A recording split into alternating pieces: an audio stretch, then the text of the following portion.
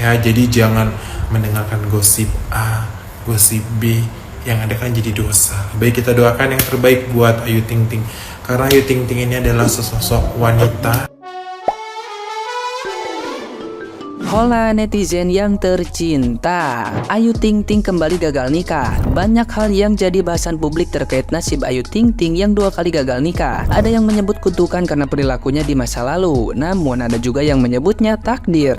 Meski begitu, ada lagi satu hal yang bisa menyebut Ayu Ting Ting menjadi janda selamanya. Ini terekam dalam konten Wendy Cagur yang kembali viral terkait Ayu Ting Ting. Pada perbincangannya dengan Wendy Cagur di 2023 lalu, Ayu Ting Ting membahas soal kemungkinan berhenti jadi artis setelah menikah. Ayu Ting Ting kala itu memberi syarat untuk calon suaminya jika menikah nanti. Jika melarangnya bekerja, dia harus memenuhi syarat. Menurut Ayu Ting Ting, suaminya harus mampu mencukupi semua kebutuhannya dan keluarganya jika meminta berhenti bekerja. Wendy Cagur lantas bersikap, dia malah ragu ada laki-laki yang sanggup menerima syarat itu. Bahkan Wendy Cagur menanyakan kesiapan Ayu untuk menjanda selamanya. Ayu Ting Ting lantas membenarkan perkataan Wendy Cagur. Lantas Ayu Ting Ting merawat ucapannya. Dia tidak minta dibiayai sepenuhnya, namun ingin pengertian calon suaminya untuk tetap bekerja. Ini dilakukan karena dia adalah tulang punggung keluarga. Kemudian Ayu Ting Ting menegaskan akan lebih mengutamakan keluarga setelah menikah nanti. Namun dia harus tetap bekerja demi menghidupi keluarga besar yang ditanggungnya. Melihat video ini, netizen yang berbakti ramai mengomentarinya. Bahkan ada yang mengaitkannya dengan Raffi Ahmad. Ada juga yang membandingkannya dengan Nia Ramadhani dan BCL. Nah, gimana nih menurut netizen yang terhormat? Silahkan berkomentar ya.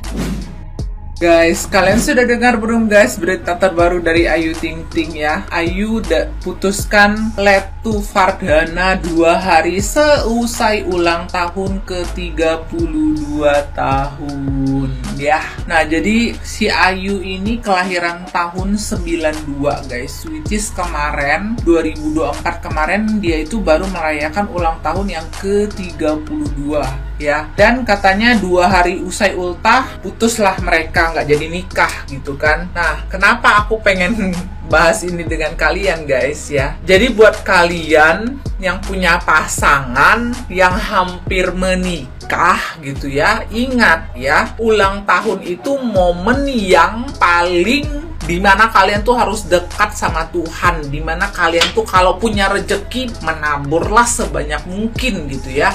Ubah hal buruk atau energi kutuk yang mau datang ke dalam diri kalian menjadi emosi dalam diri kalian maupun pasangan kalian, kalian ubah itu menjadi berkat gitu ya, dengan kalian berbagi di masa-masa menjelang ulang tahun dan setelah ulang tahun gitu ya. Karena hasil survei membuktikan ya, 3 bulan sebelum ulang tahun dan 3 bulan setelah ulang tahun adalah masa-masa terberat dalam siklus kehidupan setiap manusia ya. Seperti juga sama halnya juga nih ya, kasus yang seperti yang terjadi di Ayu Ting Ting ini. Meskipun aku juga nggak tahu ya apa yang terjadi dalam hubungan mereka, tapi bisa kukatakan semua yang berujung pada hancurnya sebuah hubungan pasti adalah energi negatif ya. Kan aku pernah cerita di VT lamaku, mungkin buat kalian yang belum pernah dengar ya, dimana ada satu temenku yang hampir cerai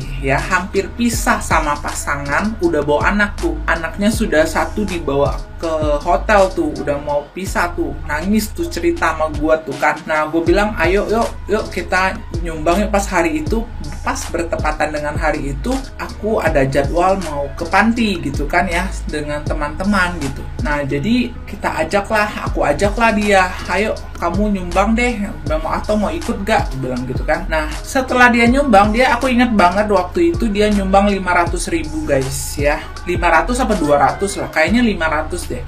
Nah, dia nyumbang 500.000, ya udah, setelahnya sorenya langsung membaik tuh, suaminya juga jadi udah nggak marah-marah lagi, udah ya, intinya mereka kembali rujuk lah dan baikan hingga sekarang. Ya, seperti itu ya. Jadi tiap kali dia berantem, aku selalu mengingatkan gitu kan. Apalagi dia punya historical background keluarga yang kurang baik ya. Itu pun menjadi energi turunan ke dalam diri kita. Kalau kita punya histori orang tua dengan background tertentu, biasanya kalian sebagai anak pasti berpotensi untuk melanjutkan takdir tersebut gitu ya. Jadi kalau keluarga kalian dari background yang orang tuanya pisah, kamu pun ya, kita sebagai anak kalau tidak benar-benar menjaga diri dan menjaga hati adalah target untuk mewariskan takdir tersebut ya. Kalau kita tidak benar-benar dekat dengan Tuhan dan ingatkan diri untuk selalu menabur ya, karena semua kutuk seperti kutuk perceraian, kalau di dalam Kristen itu dinamakan kutuk perceraian ya, kutuk perceraian, kutuk kematian,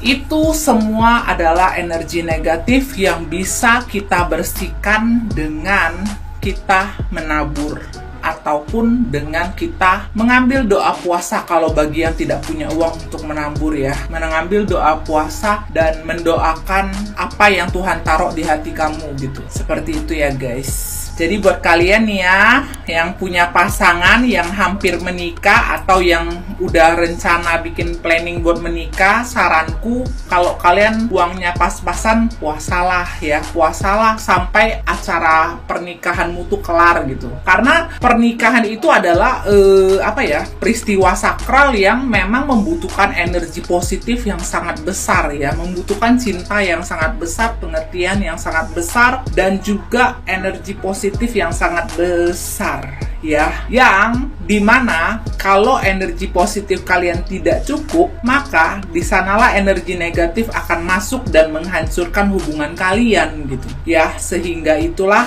apalagi di season ulang tahun, dimana energi kita, energi manusia di masa ulang tahunnya itu adalah yang paling lemah sekali, sangat-sangat lemah ya. Jadi kalau kalian merasa kalian sangat lemah ya kan, berdiamlah gitu ya, berdiamlah, mendekatkan dirilah kalian di dekat Tuhan gitu ya, di bawah kaki Tuhan gitu ya, dengan berdoa, dengan mengambil doa puasa gitu, ataupun dengan lebih banyak meluangkan waktu untuk baca Alkitab kayak gitu ya. Yang pasti sesuai agama dan kepercayaan masing-masing lah ya.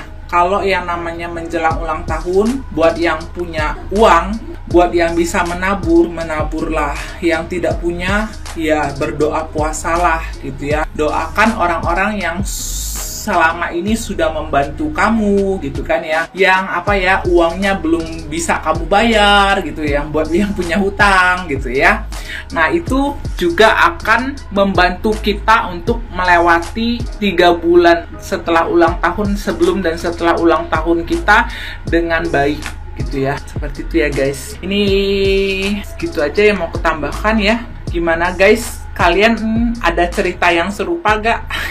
yang pisah dengan pasangan menjelang ulang tahun. Oh iya, kemarin aku sempat punya mbak gitu ya kan, yang juga berantem gede sampai pisah, hampir pisah gitu, di masa-masa juga 1-2 hari setelah ulang tahunnya ya, setelah ulang tahunnya, sebelum dan setelah ulang tahunnya kalau nggak salah udah mulai berantem tuh suami istri ya. Nah tapi kayaknya akhirnya baikan. Aku ingatkan mereka bahwa kalau menjelang ulang tahun itu jaga emosi. Itu pasti ada-ada aja ya, ada-ada aja yang membuat diri kalian tuh pengen berantem, pengen pisah gitu.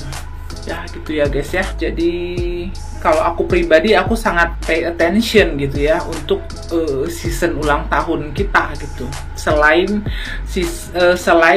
perwetonan, juga masa-masa menjelang ulang tahun dan pasca ulang tahun guys ya. Itu adalah masa-masa tricky dimana kita tuh kalau bisa menabur, yang punya rezeki kita menabur, kalau tidak punya ya mendekatkan diri dengan Tuhan kayak gitu ya. Oke, gitu aja guys update terbaru dari Ayu Ting Ting. Semoga keputusan ini adalah yang terbaik buat Ayu. Kita doakan ya. Kalau masih bisa diperbaikin, mudah-mudahan bisa diperbaikin. Tapi kalau memang pun tidak, ya sudah ya. Kita doakan yang terbaik lah buat Ayu Ting Ting ya. Semangat Mbak Ayu, and God bless you.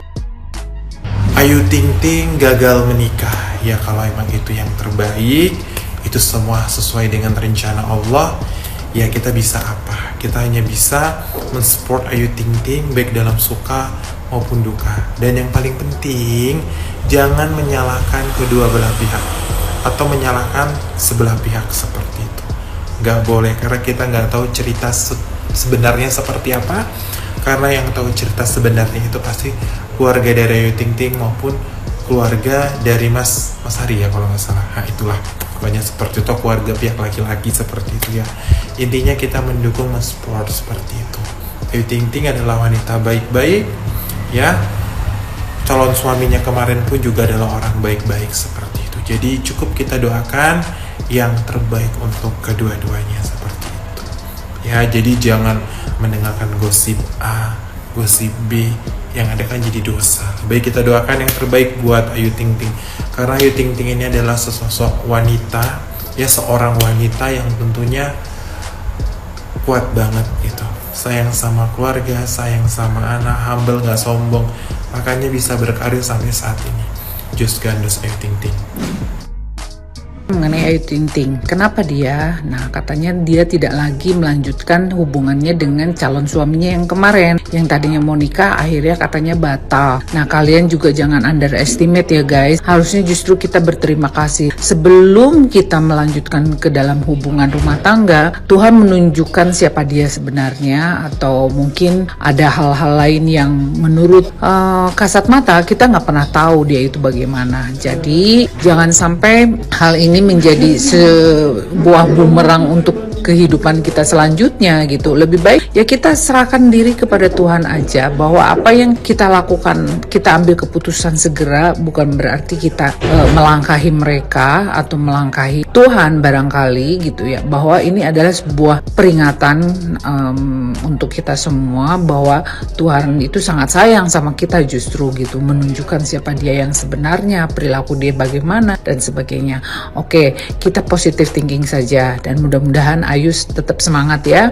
Ayu Ting Ting itu fans saya juga gitu, saya juga suka banget sama dia, dan dia orangnya ramah sekali. Pernah saya sekali ketemu sama dia pada saat dia syuting. Nah oke, jadi kalau menurut saya sabar, jangan sampai kita selalu memberikan keputusan-keputusan yang katanya dia pilih-pilih lah dan sebagainya. Tidak ada yang hal seperti itu. Namanya jodoh itu semua ada di tangan Tuhan guys, jadi kita nggak boleh underestimate kepada orang lain ya. Oke, jadi tetap semangat Ayu dan keluarga, mudah-mudahan kamu bisa menghadapi dan meraup kehidupan kamu lebih baik lagi ke sana. Jangan hiraukan orang-orang yang mencibir kamu. Apapun yang terjadi, kamu adalah kamu adalah punya kehidupan sendiri, dan anak kamu bukan berarti ini adalah kegagalan menjadikan cambuk kamu untuk bisa terus survive ke depannya. Jangan hiraukan omongan-omongan yang mencibir atau yang memberikan satu ejekan kepada diri kamu. Oke? Mudah-mudahan kamu tetap sehat ya. Salam untuk keluarga dan tetap semangat buat kamu sayang. Salam Lita Gading.